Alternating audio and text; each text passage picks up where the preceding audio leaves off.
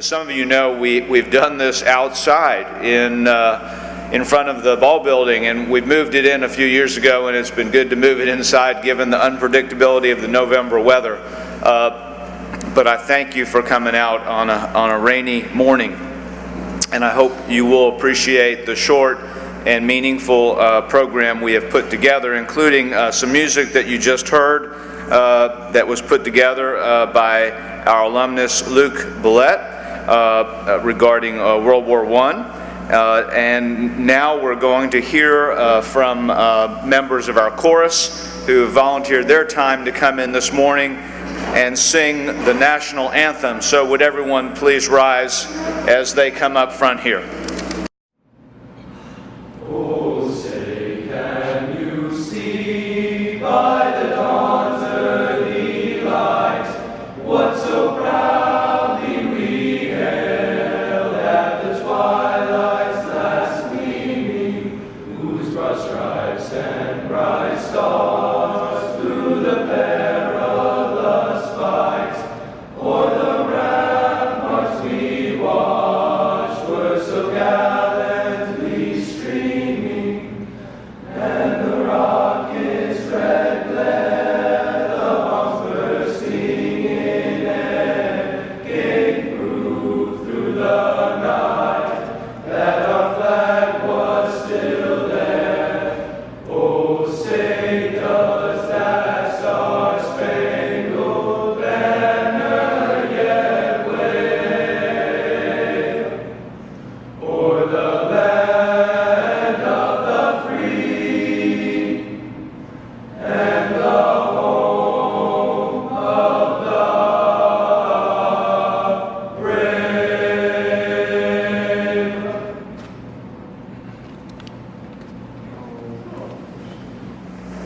Thanks to the members of our chorus and Mrs. Jan Pippin for leading us in the national anthem. So I'll just tell you the rest of the program and let everyone follow my remarks. Joseph Perezzini will now come up and remember a number of our veterans, and then Harrison Stinson will play taps. Will Norton, who did a lot of work putting together the photos and the program this morning, will introduce our alumnus Sam Garner, and William Stewart will dismiss us. Joseph will now come up.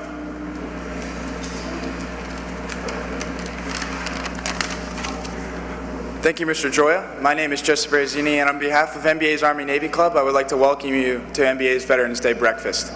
This morning, we are honored to be in the presence of those who have chosen to serve something greater than themselves, our veterans. MBA has a proud tradition of service, and today we honor the service of our veterans. The faces that have scrolled above represent alumni, teachers, parents, children, and friends of our community. They represent the best of our community and country has to offer, and they serve as an example to future generations. Veterans Day is a day set aside to remember the debt we owe to those who have worn the uniform. These brave men and women have fought our wars and secured our peace, and I want them to know that the people they have served and defended are extremely grateful to them for their service and sacrifice.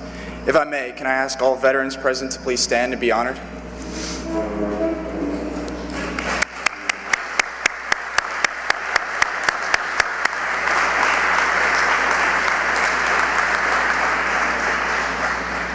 If you have a son or daughter who is on active duty or reserve, could you please stand and be honored as well?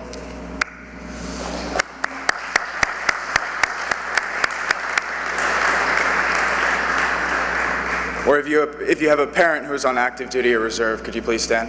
If that's anybody. And finally, if you yourself are on active duty, could you please stand?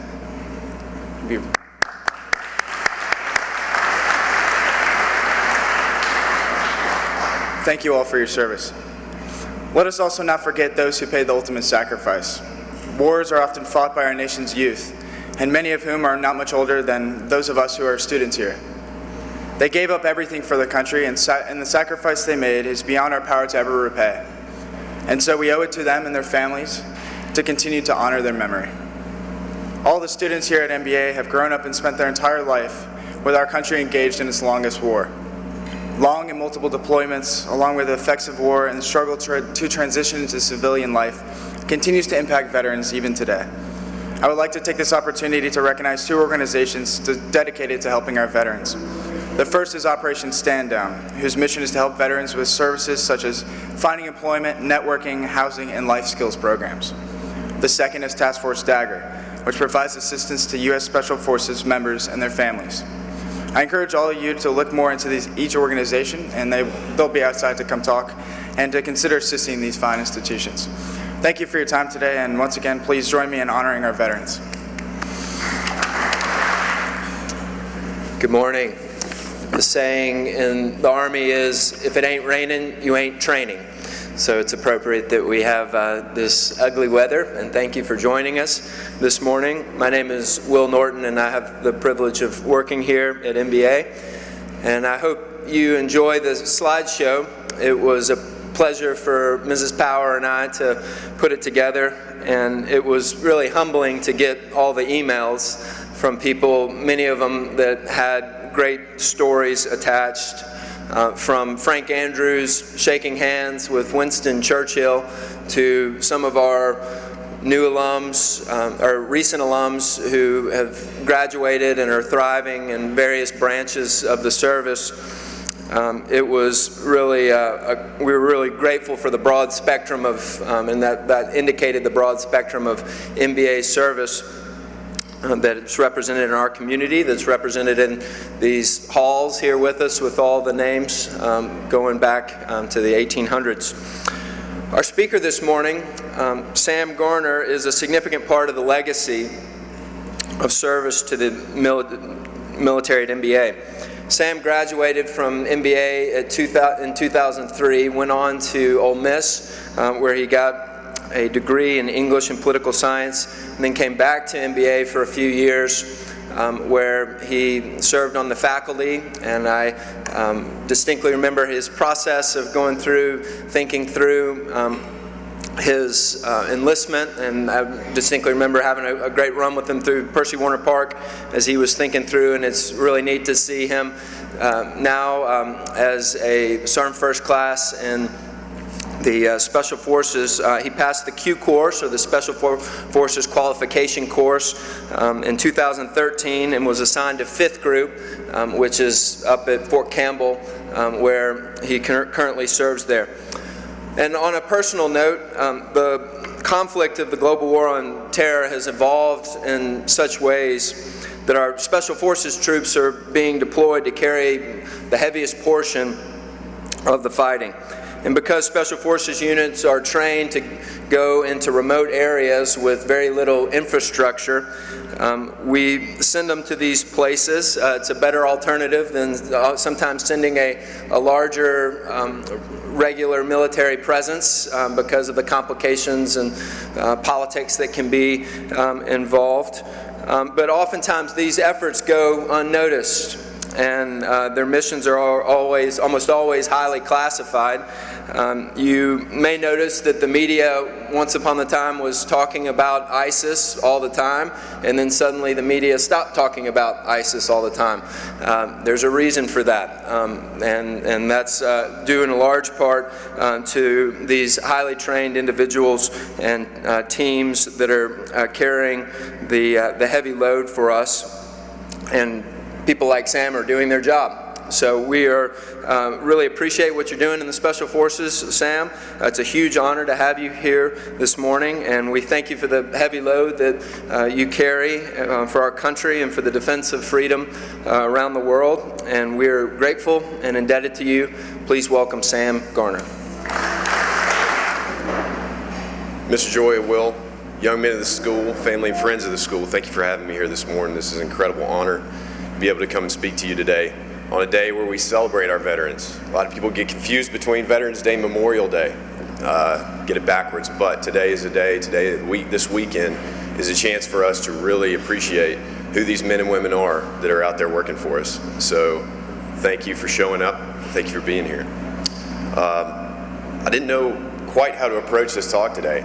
I had an instructor one time tell me, hey, you're in a room full of smart, tough guys, and you've got to show them what to do. You have to lead them to the right solution.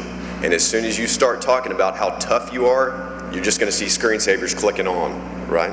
So I'm going to avoid any cool war stories today because I don't really have any. But I just wanted to talk to you about a little bit about service. And I'm going to start with that with a little bit of a background. So I grew up in a small town in southern Tennessee, Pulaski, Tennessee. Some of you probably flew by it, doing about 85 on I-65 heading to the beach. Good, don't stop, just keep going, you're fine. But grew up down there, and my dad had a vision for me. He wanted the very best for me so that I could achieve my full potential. And he had friends up here in Nashville, and those friends had a son here, and he wanted to have that same experience for me. And so we came up, we had I think it was Shannon, y'all were playing maybe Hillwood, and my dad watched about a half of football and said, if this is any indication of how the young men of this school approach the rest of their life, there is nowhere else my son will go. So my dad packed us up, we moved up here to come to 7th grade, they let me in. I still don't know why you guys did that. Got into school, came up here, and my father drove 140 miles pretty much down to the Alabama border every single day up until about 2 years ago, because he was committed to bringing me here to this school. And I felt like somewhere along the way there was a lesson in that. Came to MBA, graduated again somehow, moved on to Ole Miss. That's where, Will talked a little bit about my background there. And I got to walk on the football team there for a couple of years. It was a great experience, and there were lessons learned there as well. Then I got the incredible opportunity of a lifetime to come work at an institution that's one of the best in the country. I got to come back here. I got to come back home. And that 2 years was extremely formative for me. There were lessons learned there as well. Then I moved on, and there's something that I'll get in, I'll talk a little bit about it here in a minute, but there was something screaming at me, something I had to do. And that's when I decided, with Will's help, to enlist in the military. And I've been at 5th Group up at Fort Campbell serving I've been in the military for about 8 years now. And I wouldn't have it any other way. That's how I got it. That's how I got here to where I am now. But those lessons learned that I've had over the years, people ask me, why the military? Why the Army? Why are you doing what you're doing? You've got a great education, great family behind you. Why the Army? And it's funny, when I first started enlisting, the system of support here was incredible. Of course, Sam, of course that's what you need to be doing. Absolutely. What can we do to help? But there were other people, friends of the family from other places, that just could not wrap their heads around why I wanted to enlist in the Army. Well, aren't you going to be an officer? No, it's not what I want to do. So you're going to enlist? Yes. And it was kind of at a time in 2010 where guys were getting banged up pretty bad, and it was very hard for people to understand. And that's all right. It's not for everybody, and we'll get into that in just a minute. But someone asked me, like, all right, man, why is this? Why are you doing this? What is the deal? And eventually I came to the conclusion that I can't help it. This is exactly where I'm supposed to be and what I'm supposed to be doing, and it's because of those lessons learned throughout my entire life that put me here. I had the guts to listen. So my father, as I said, drove 140 miles every day. He put over 1 million miles on 2 4Runners. It's a great car, but he wanted to make sure that he knew for a fact that he was doing everything that I could to be the best, to put me in a situation where I could become the best version of myself that I possibly could. I remember another lesson my father taught me when I was little. I played my first Pee Wee League football game at 6. Best decision I ever made in my life. I still love the game today. But I whiffed on a block in practice, and my dad was a coach. And he said, son, we're going to run a drill. So, okay. So we're running Oklahoma. For those of you who don't know what Oklahoma is, there's 1 linebacker, a defensive lineman, 1 offensive lineman, and a ball carrier. He was like, son, you're going to get to be the ball carrier. There's a linebacker and a defensive lineman out there. I said, Dad, who's blocking for me? And he said, nobody. You didn't block for your buddy. So of course, I did my best, gained a couple yards, got the heck knocked out of me. And then afterwards, we got home, and he said, son, do you understand why I did what I did and the reason why I taught you that lesson the way I taught that lesson? I said, well, I think I do, Dad. I guess I just need to block harder. And he's like, that's not the point. The point is, football is like any other team, not unlike any other team sport. When you don't do your job, people get hurt. Do you understand? I said, yeah, Dad, I got it. Never forgot that lesson. Came here to MBA. Best educators in the country, hands down. No question. I've seen a bunch of teachers in my life so far. Hands down the best educators. And the reason why, not because of the degrees that they hold, not because of these wonderful facilities, they help, but the difference between the educators and the faculty and the staff here at MBA is they have a genuine care for their students' well-being. That to me is the mark of a great educator, a great teacher, and a great coach. If you do not genuinely enjoy seeing your young men or your students succeed, you're not doing your job. I learned that lesson, and I took it with me. I got to Ole Miss, saw a completely different kind of football team, saw a different kind of kid, saw a different kind of faculty and staff. While I was on the football team there, I learned how to approach a passion of mine as a professional. Because when you start getting into that level of athletics, that's what you're looking at. You're looking at being a professional before you're actually ready. That taught me how to attack what I love in that professional manner. Having a plan, going for it, getting it done. Those lessons followed me on in the military. I learned that lesson about the Oklahoma drill that I told you. Couldn't have become more crystal clear when I went to my first team party. So on SF, we're all on teams. We're on 12-man ODAs. We're incredibly tight because it's literally, in some instances, us versus a whole country. So you have to be incredibly close to your brothers that are on your team. They are your brothers. They're your family.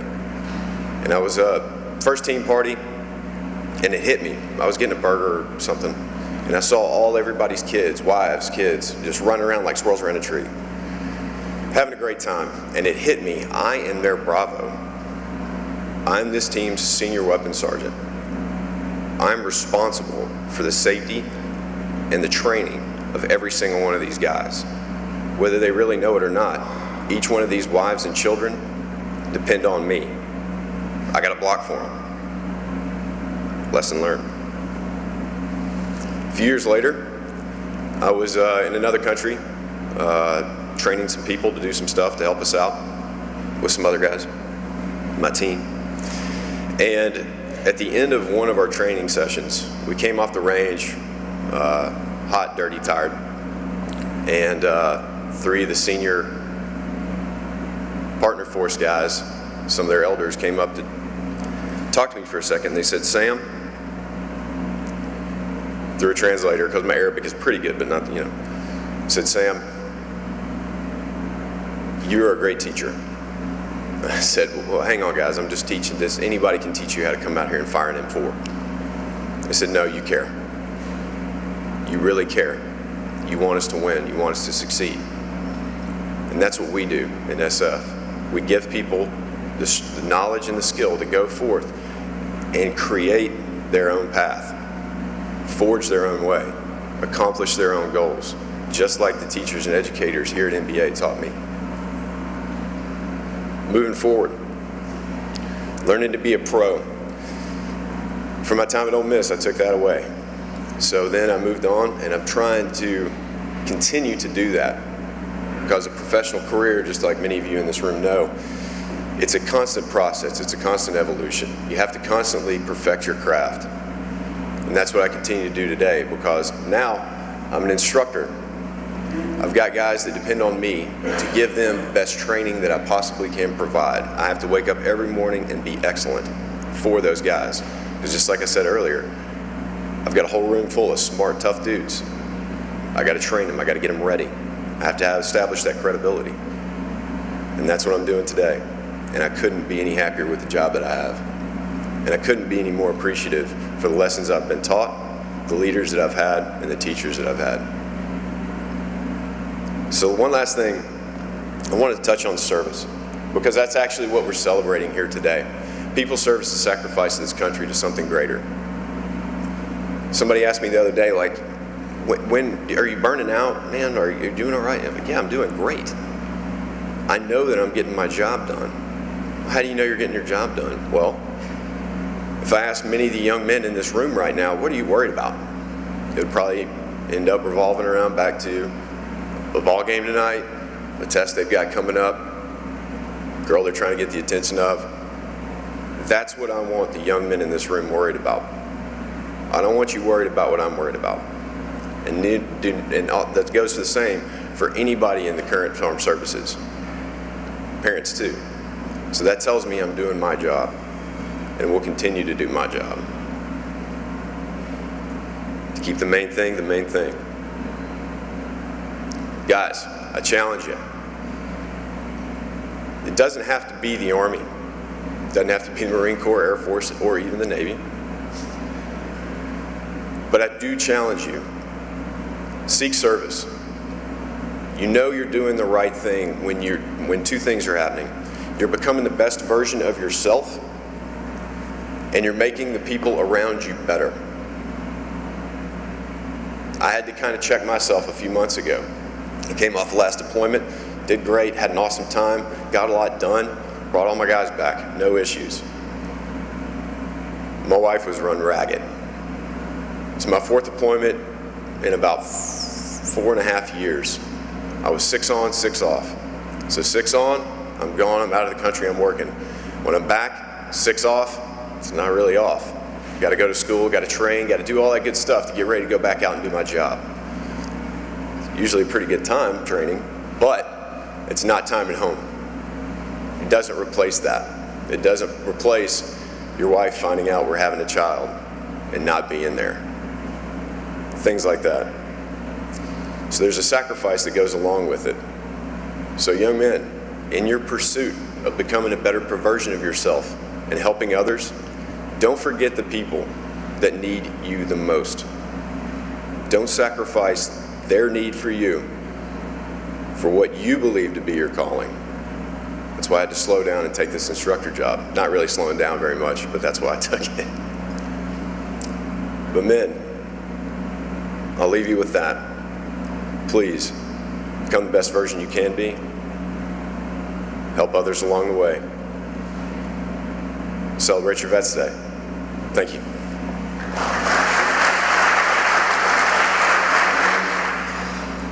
Thank you, Mr. Garner, for that great speech. And on behalf of MBA, to all the veterans we have here today, we'd like to thank you not only for being here, but for your great service to this great country. This breakfast is just a small token of appreciation to you for your self-sacrifice and all your fighting and your will and courage to this country. You have set the example for the future generations. If we can follow in footsteps of you and of your bravery, we can keep this country great. You have made this country prosper. You've kept this country for what it is. You have kept this country the greatest country in the world, and we thank you for that. Outside the Patrick Wilson Library, we invite you to check out the headstones of past MBA alumni who have passed from us for fighting for this great country. We ask you to go pay your respects to them. It's right outside the Patrick Wilson Library, headstones surrounded by American flags. And again, thank you for coming to MBA today. You are the embodiment of a hero. Thank you. Thank you, Will. Is Harrison nearby? Harrison, please come in. So Harrison's going to finish by playing taps for us on the trumpet, and I just want to say to Sam, lastly, thank you for your words and for being here this morning. Thanks for your service, and I will always remember that drive your parents made and how thankful I am that they made that trip from Pulaski to Nashville. And you understand their sacrifice and are living it in your own way. Please come on in, Harrison, and we'll finish with that. Everyone, please stand.